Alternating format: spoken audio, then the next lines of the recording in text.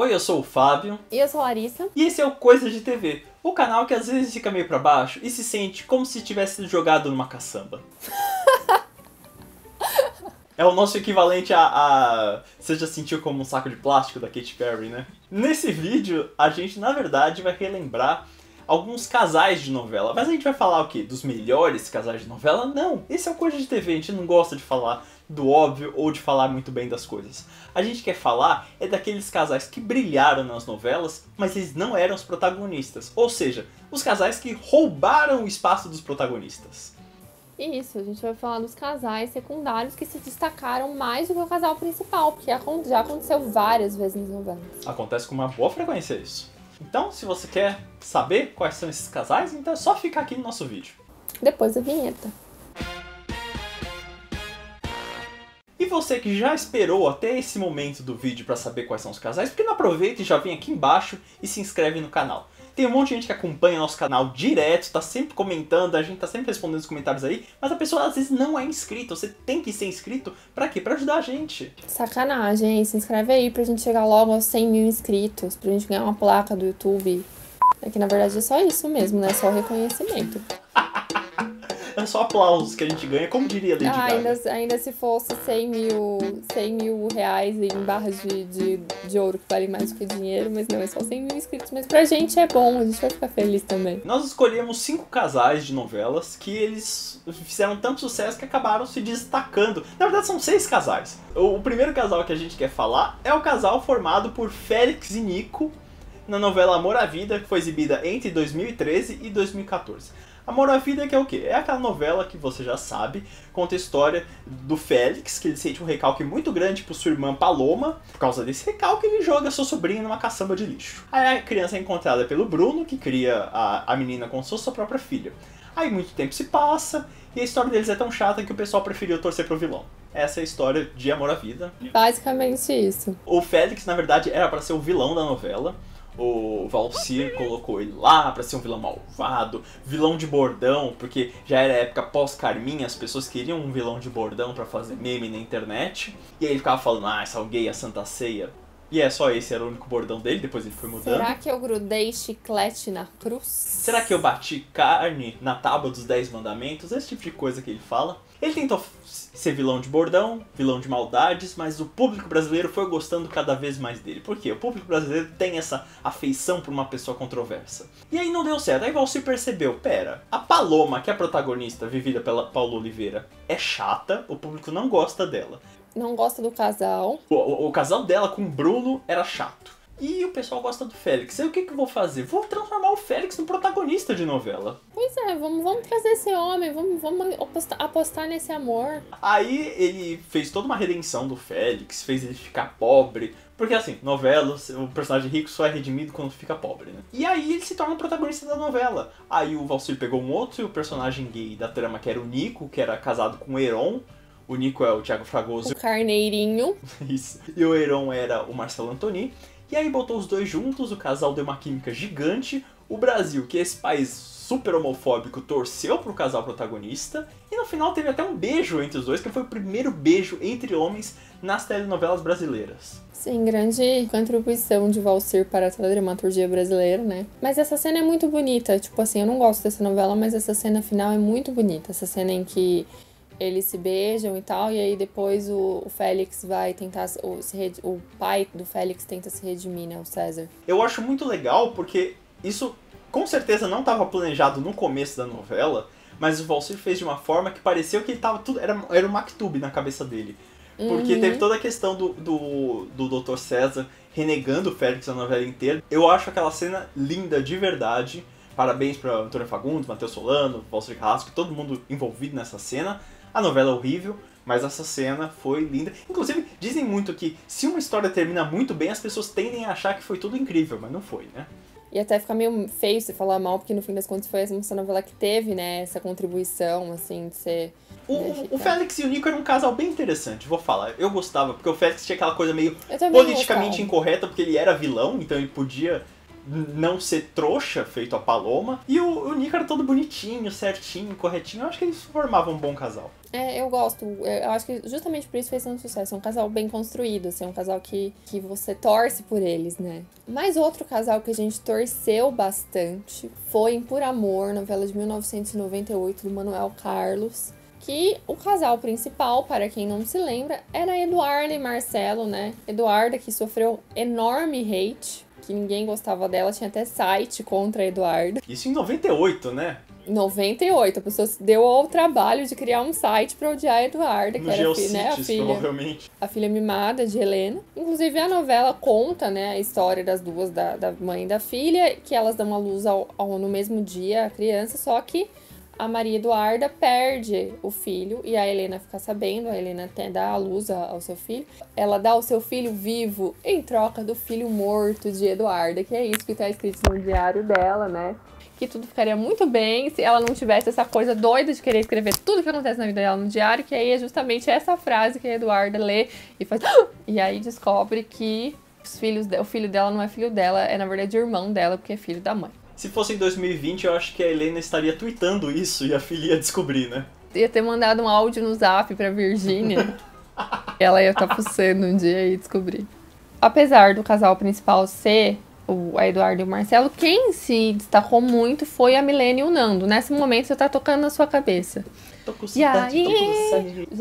Já veio, né? Já veio o helicóptero do Nando, já veio a Milena, já veio a música Palpite. Era um casal, de fato, extremamente carismático. E assim, justamente, eu acho que ele ainda era mais carismático porque tinha essa história meio, né, da pessoa rica que se apaixona pelo piloto, batalhador, trabalhador, que era o Nando, e a Milena, né, essa menina rica, filha da Branca Letícia de Barros Mota, que é uma pessoa toda cheia de preconceitos, só quer saber de gente rica e tal. E ela vai contra a mãe, e a Milena também sempre foi mostrada como a filha legal, né? E a Milena já desde o começo, né, já começa a conversar com o Nando e tal, e aí eles se apaixonam e ela vai namorar com ele. Só que a Branca não gosta nada dessa situação, né? E ela resolve, aí tem uma hora que ela começa a armar coisas e ela coloca droga, né, na bolsa do Nando e ele vai preso. Enfim, é um perrengue aí, ainda esse perrengue é melhor ainda, porque um casal, né, que passa por perrengue, você fica torcendo, você quer que a Branca se ferre, porque ela quer atrapalhar o amor de Milena e Nando. E foi um casal que deu muito certo, que é um casal que todo mundo acho que lembra até hoje, né? Até por causa da música. E a Carolina Ferraz ficou bem marcada por esse personagem Por Amor. Mais uma personagem rica de Carolina Ferraz, né? Sim, né? Que é rica, riquíssima. Então eles têm conflitos de casal principal, basicamente. Porque o Nando também é a pessoa que vai levar a Laura lá pra Angra e sofre o acidente, aí todo mundo fica querendo saber se ele morreu ou não. São coisas de protagonista, né? Eu acho que eles realmente ficaram ali com protagonismo junto com a Eduarda e o Marcelo e a Helena e tal. Estamos falando sobre novelas dos anos 90, se já falamos de Por Amor, óbvio que nós temos que comentar também sobre Terra Nostra, essa novela exibida entre 99 e 2000. Eu tinha falado do casal Paola e... eu não tô falando certo, Paola, não sei falar com sotaque. A Paola e o Francesco. Ele falava meio Paula. Terra Nostra conta a história do casal Matteo e Giuliana, que eles se conhecem em um navio que está vindo ao Brasil trazer mão de obra barata italiana. E esses dois imigrantes, eles enfrentam vários tormentos de amores. Quem colocou isso no roteiro? Isso é muito ridículo. Ao som de Aguinaldo Raiol e muita gente pisando em uva. É Terra Nostra. Terra Nostra foi a novela do Benedito Rui Barbosa que falava sobre a imigração italiana pro Brasil. Aí tinha um casal meio Romeu e Julieta, e que se separava e se juntava, e sofria muito a novela inteira, e ficava falando Matteo, Giuliana, e ficava só nisso, era bem chato. Mas não foi esse casal que bombou na época, porque na época todo mundo só falava do casal formado pela personagem da Maria Fernanda Cândido e do Raul Cortez, que era a Paola e o Francesco. A Paola, ela era a amante do Francesco. E o público gostou muito, achou que tinha uma química muito boa. Mas é aquela coisa, né? O público gosta de uma mulher linda com um homem um pouco não tão lindo. Eu tinha um pouco de pavor desse casal quando eu era criança. Bem, hoje em dia eu entendo um pouco mais de diferença de idade, não vejo problema com isso, mas na época eu achava muito estranho. Hoje em dia, tipo assim, quando eu assisti de novo, eu nem achei de tanto... Eu achei um pouco ruim porque ele traía a mulher, né? Era meio ruim, essa relação toda era meio ruim. Depois ele meio que caga com a vida da Paola também. Só tinha homem meio ruim nessa novela, se for ver. Não, e ela era amante do... Aí, ó, de quem que ela era amante? Gabriel Braga Nunes. Desde 99 oferecendo favores. Não foi o Francesco que foi ruim com a Paola, não. Foi o Gabriel Braga Nunes, que largou ela na merda.